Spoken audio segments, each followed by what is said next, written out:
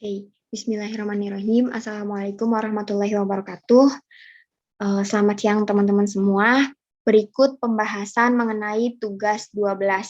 Di mana di tugas 12 ini teman-teman disuruh untuk menyusun laporan keuangan di suatu perusahaan, yaitu perusahaan XYX pada perusahaan dagang.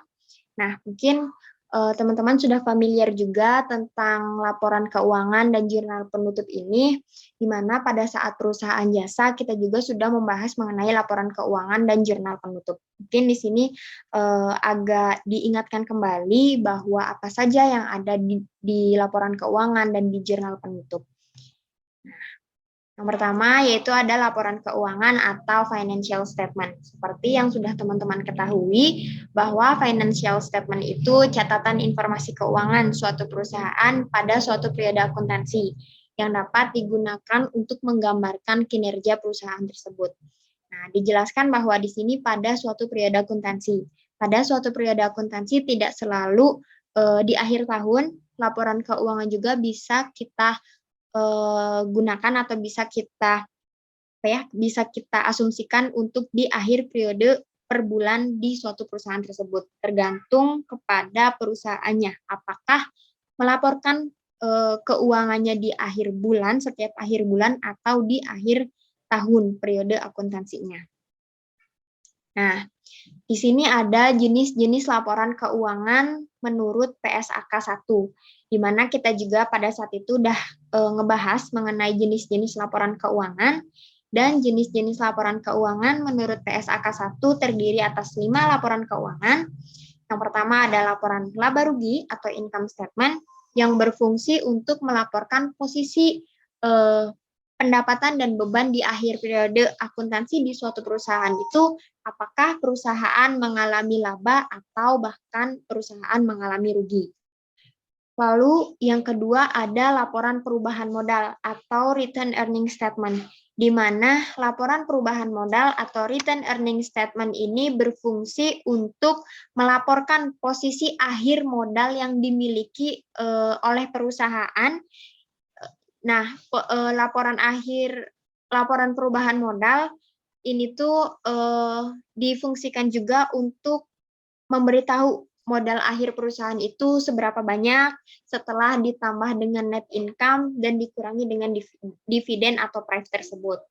Lalu yang ketiga ada laporan posisi keuangan atau laporan neraca atau statement of financial position, di mana statement of financial position ini melaporkan antara posisi aktiva dengan pasiva di akhir periode akuntansi perusahaan.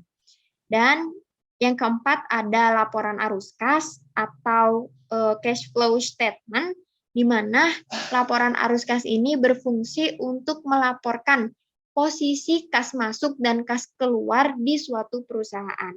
Dan yang kelima ini ada catatan atas laporan keuangan atau CALK, yang biasanya berisi atas catatan-catatan kecil yang merupakan informasi besarnya nominal-nominal yang ada di laporan keuangan tersebut, serta sumber-sumber yang ada di laporan keuangan perusahaan tersebut nanti bakalan dicatat di catatan atas laporan keuangan. Lalu ada jurnal penutup atau closing entries, di mana closing entries ini digunakan untuk menutup akun nominal dan menyiapkan neraca akhir. Artinya bahwa memastikan bahwa setiap akun pendapatan dan pengeluaran itu akan menghasilkan atau akan memiliki saldo yang berjumlah 0. Nah, yang tujuannya itu untuk memulai siklus akuntansi berikutnya, yaitu periode baru dalam suatu perusahaan. Nah, komponen-komponen yang ada di jurnal penutup ini, yang pertama ada akun pendapatan, bahwa kita menutup perolehan atau penghasilan yang diperoleh perusahaan, menutup seluruh akun pendapatan dengan cara memindahkan rekening akun pendapatan ke rekening ikhtisar laba rugi atau income summary. Lalu yang kedua ada akun beban. Menutup seluruh akun beban dengan cara memindahkan rekening akun beban ke ikhtisar laba rugi atau income summary. Yang ketiga, ada ikhtisar laba rugi itu sendiri atau income summary, yaitu menutup seluruh akun income summary dengan cara memindahkan saldo income summary ke akun modal. Artinya di sini ada dua kondisi yang mungkin bisa terjadi, di mana ketika perusahaan mendapatkan laba, artinya pendapatan lebih besar daripada beban, dan ketika perusahaan mendapatkan rugi, pendapatan lebih kecil daripada beban. Nah, apabila perusahaan tersebut memperoleh laba, maka income summary atau ikhtisar laba rugi itu didebit posisinya, dan akun modal itu dikredit. Namun sebaliknya, kalau misalkan perusahaan mengalami rugi, maka akun modal yang didebit dan ikhtisar laba rugi atau income summary yang dikredit. Yang keempat, ada akun price. Menutup akun price, akun dividen, akun drawing oleh pemilik yang biasanya hanya terjadi pada perusahaan. Kalau misalkan akun price ini perusahaan berskala kecil, tapi kalau misalkan akun dividen biasanya perusahaan yang memang sudah melakukan pembukuan secara skalanya udah skala besar gitu. Nah, mungkin di sini juga dalam pembuatannya melibatkan pemindahan data dari akun sementara dalam laporan laba rugi, akun permanen di neraca.